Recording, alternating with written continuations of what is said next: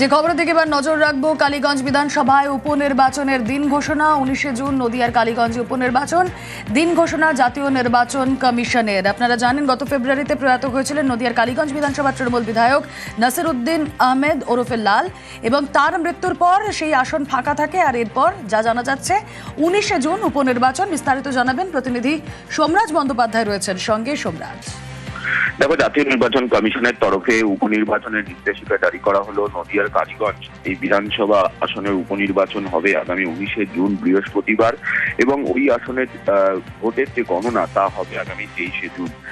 জাতীয় নির্বাচন কমিশন জানিয়েছে 25শে জুনের মধ্যে এই কালীগঞ্জ বিধানসভা কেন্দ্রের উপনির্বাচনে যাবতীয় প্রক্রিয়া শেষ করতে হবে, এবং এর জন্য মনোনয়নপত্র জমা দেওয়ার প্রক্রিয়া শেষ হবে আগামী 2রা জুন, আর মনোনয়নপত্রের স্ক্রুটিনি হবে 3রা জুন। ভোট হবে আগামী 19শে জুন। তৃণমূল কংগ্রেসের যিনি বিধায়ক তিনি মারা গিয়েছিলেন, তার সেই আসনে উপনির্বাচন হবে জাতীয় নির্বাচন কমিশনের তরফে জানানো হয়েছে, এবং এর জন্য আজ এখন থেকেই মডেল কোড অফ কন্ডাক্ট জারি করা হলো নদিয়ার কালীগঞ্জ বিধানসভা এলাকায়। বেশ।